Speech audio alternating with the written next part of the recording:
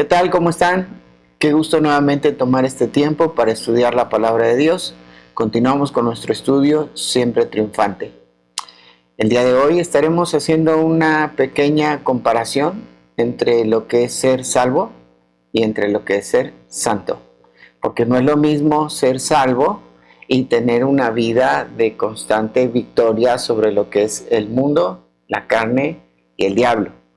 Así que para empezar, nosotros tenemos que poner este tiempo en las manos de Dios. Te invito a que donde estés puedas cerrar tus ojos, inclinar tu cabeza. Vamos a orar. Padre, muchas gracias por la oportunidad que nos das de abrir este tiempo y de poder entender lo que tu palabra nos quiere enseñar. Gracias porque tu palabra es viva y eficaz y porque ella penetra hasta lo más profundo de nuestros pensamientos y aún discierne las intenciones de nuestro corazón. Habla nuestra vida por el medio del estudio de hoy, Señor.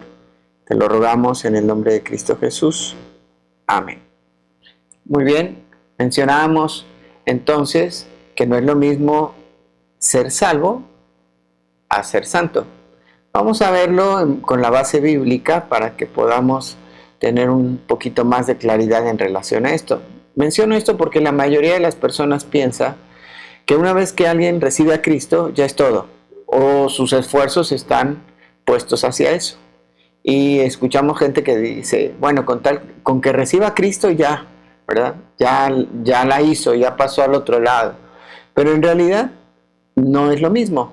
Esto a veces nos trae como conflicto en que pues ya hemos tomado una decisión por Cristo, pero nos frustramos porque no podemos seguir viviendo en victoria. Entonces vamos a entender la diferencia. Vamos a la Escritura y vamos a ver que una cosa es ser justificado, como dice Romanos capítulo 5 y versículo 1, justificados pues por la fe, tenemos paz para con Dios por medio de nuestro Señor Jesucristo. O sea, aquí vemos que el Señor Jesucristo, por la obra que hizo en la cruz del Calvario, ahora nos ha justificado.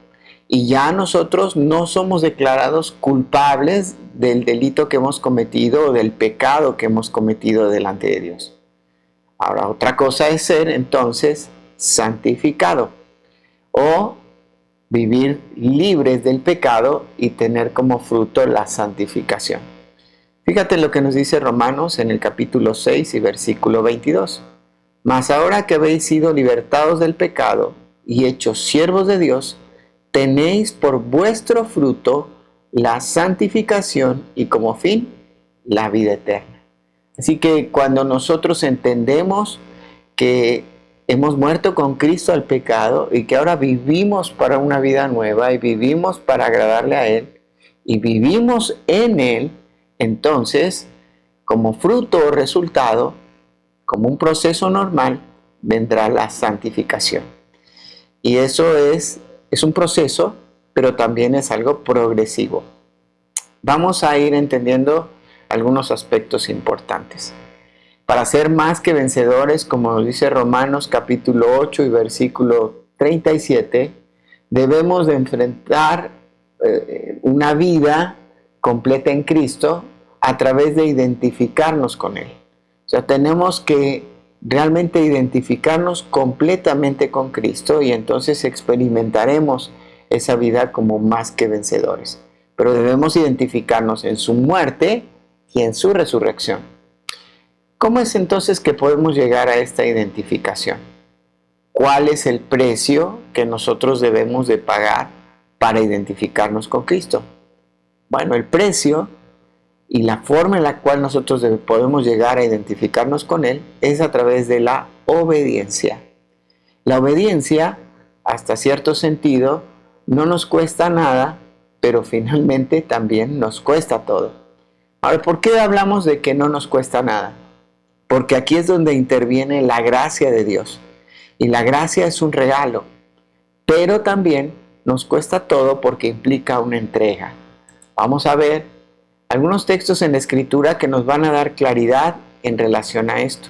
Vamos a ver cómo hemos sido salvos para ser obedientes y esa salvación llegó por gracia, pero para que en la vida práctica nosotros obedezcamos al Señor y entonces podamos rendir nuestra vida completamente a Él. Vamos a ver Romanos capítulo 1 y versículo 5, que nos dice de la siguiente manera: y por quien recibimos la gracia y el apostolado para la obediencia a la fe en todas las naciones, por amor de su nombre.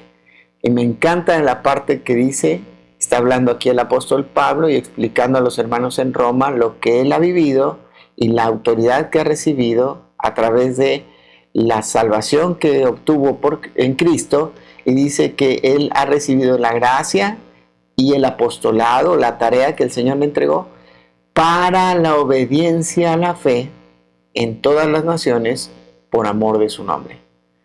Él no fue salvo sino para ser obediente al llamado que el Señor le hizo. Pero también vamos a ver otro texto que encontramos en Hebreos, en el capítulo 5 y versículo 9, donde nos habla acerca del sacrificio de Cristo. ¿Y cuál era el resultado? Dice así: y habiendo sido perfeccionado, vino a ser autor de eterna salvación para todos los que le obedecen. La gracia, nos explica este versículo, no está peleada con las obras porque produce la vida de obediencia. Miren, Jesús vino a ser autor de eterna salvación para todos los que le obedecen.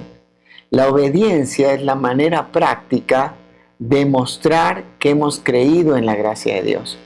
Si yo realmente he confiado en Cristo como mi Salvador personal, entonces voy a ser obediente a lo que Él me está pidiendo, a lo que Él quiere que yo haga, a vivir para Él, a través, obviamente, de mostrarlo con mis buenas obras.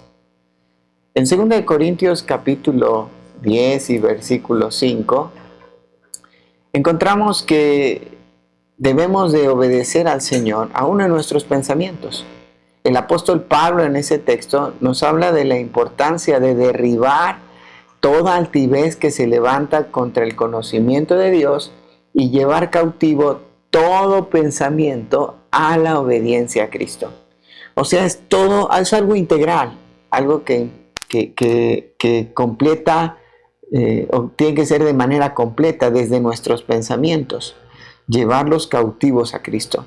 O sea, obedecer al Señor y realmente desde nuestros pensamientos colocarnos nosotros, fijarnos en nuestra mente que debemos obedecer a Él porque para eso Él nos salvó.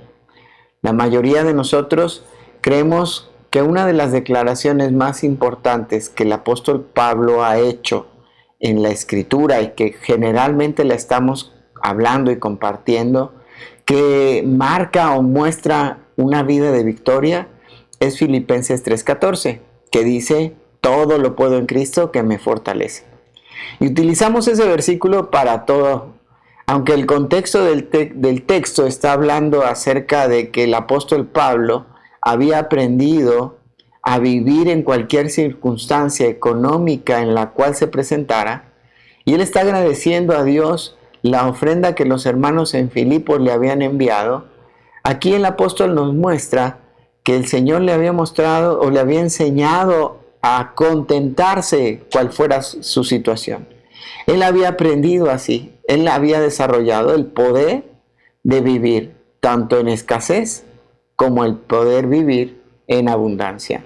En escasez, para no quejarse de Dios y pensar que Dios lo había abandonado, y en la abundancia, para no vivir y olvidarse de Dios, sino vivir para las cosas que él tenía.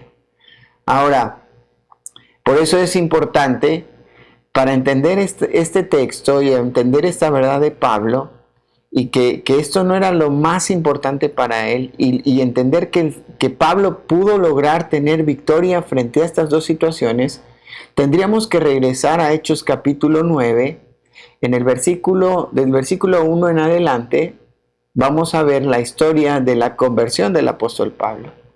Ahora aquí vamos a ver algunos versículos que nos van a ayudar a que nosotros podamos entender mejor la declaración de Pablo de todo lo puedo en Cristo que me fortalece, y otras más como: con Cristo estoy juntamente crucificado y ya no vivo yo, mas Cristo vive en mí. Vamos entonces a Hechos capítulo 9 y vamos a leer desde el versículo 1 hasta el versículo 6.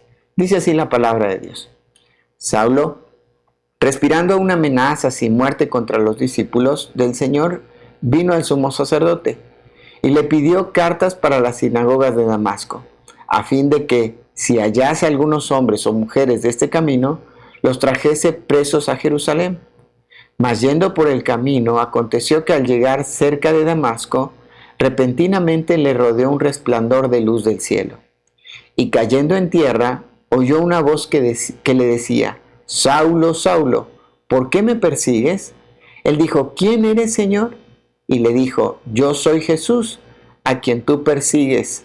Dura cosa te es dar coces contra el aguijón. Pero ahora pon atención a lo que dice este versículo 6. Él, temblando y temeroso, dijo: Señor, ¿qué quieres que yo haga? Y el Señor le dijo: levántate y entra en la ciudad, y se te dirá lo que debes hacer.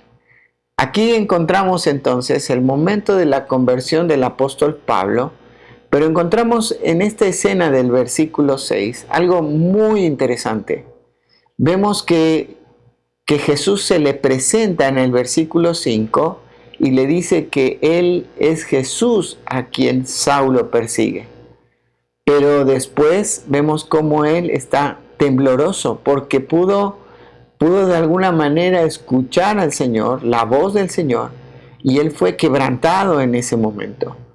Ahora aquí vamos a encontrar tres declaraciones importantes, sobre todo en el versículo 6, que nos hablan acerca de lo que nos va a ayudar a nosotros a tener una vida de constante victoria o de una victoria permanente, la cual logró el apóstol Pablo, aunque él reconocía que era de los pecadores el primero, pero sabemos que él podía vivir una vida de victoria constante o permanente, como mencionamos antes, ante el mundo, la carne y el diablo.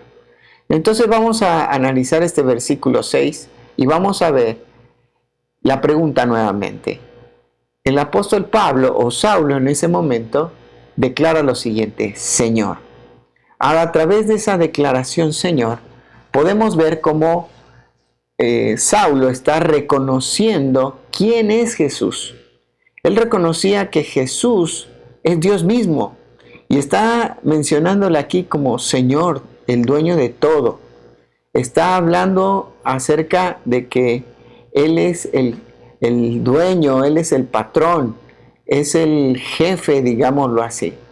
La idea es la que se maneja cuando había un amo que tenía un siervo o un esclavo y el esclavo se dirigía a él. Esta es la expresión que tiene aquí el apóstol Pablo, o en ese momento como le conocían, Saulo, y le expresa Señor.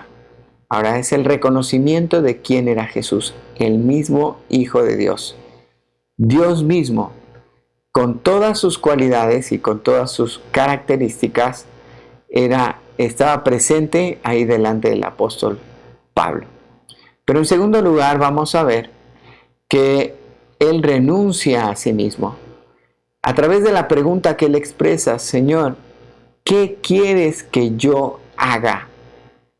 Aquí realmente no está diciéndole: Señor, ¿qué quieres o qué me puedes dar para que yo logre lo que quiero?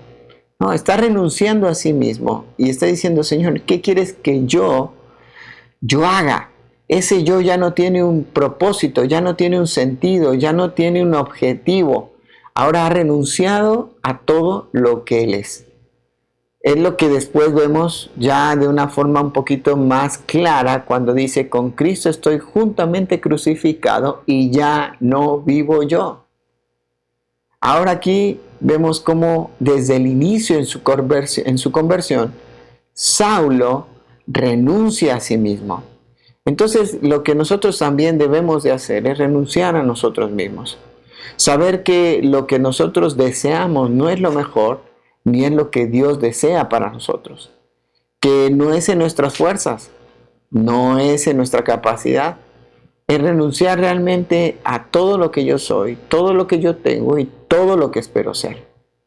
Pero por último, vamos a ver que en esta pregunta, él no solamente está reconociendo quién es Jesús, no solamente está renunciando a sí mismo, sino también se está rindiendo completamente a Jesús. Hay una rendición total a Jesús.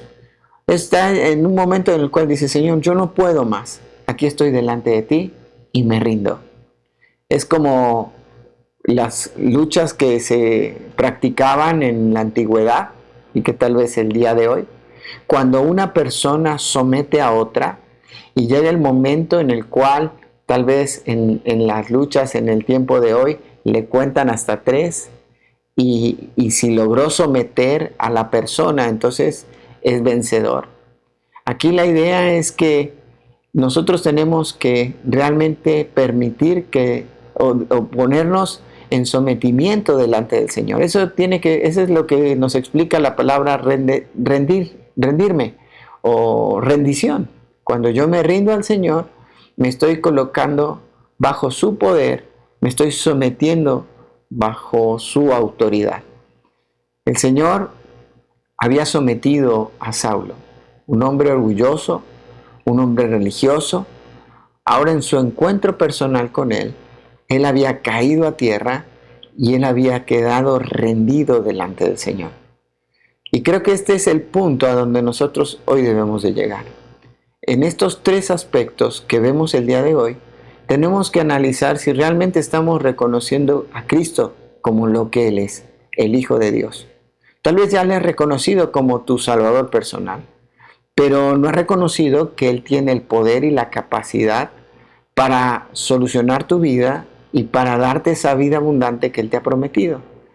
Y tú sigues aferrado, sigues viviendo, abrazado a tus deseos pecaminosos, a tus deseos carnales, a lo que el mundo te ofrece, a lo que el diablo te engaña, que es lo mejor, y no has rendido totalmente tu vida al Señor Jesucristo.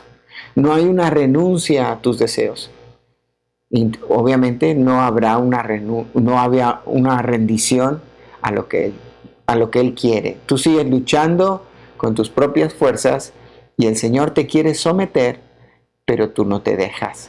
Tú todavía das patadas de ahogado, te mueves, te resistes a que el Señor realmente te someta por completo a su voluntad.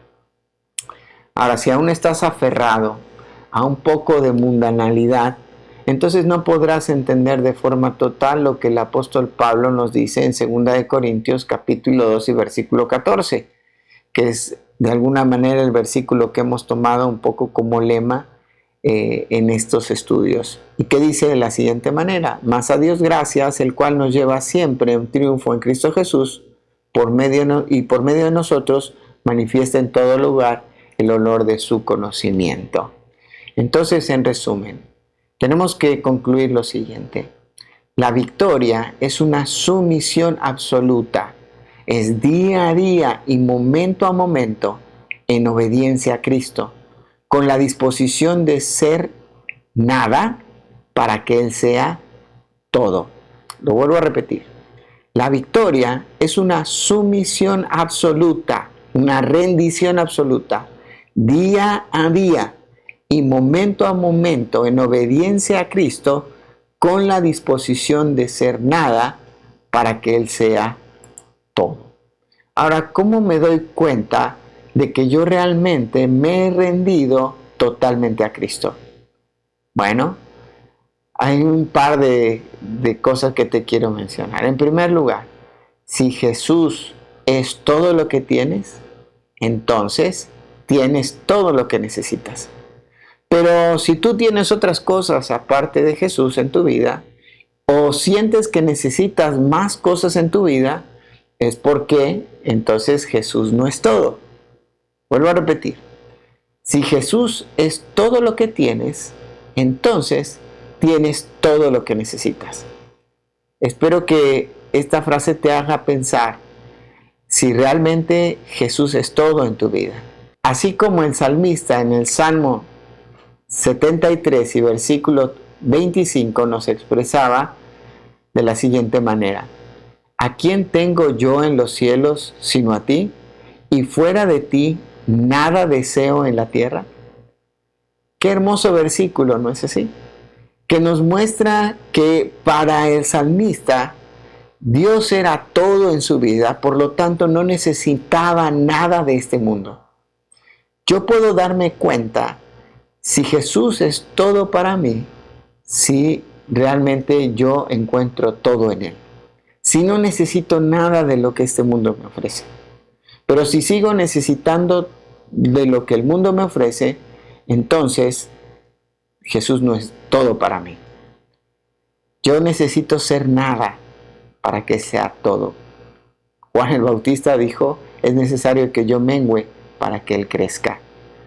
Ahora, no estamos hablando de que no necesites nada como comida o vestido o un trabajo porque tienes que mantener a tu familia. No estamos hablando de eso.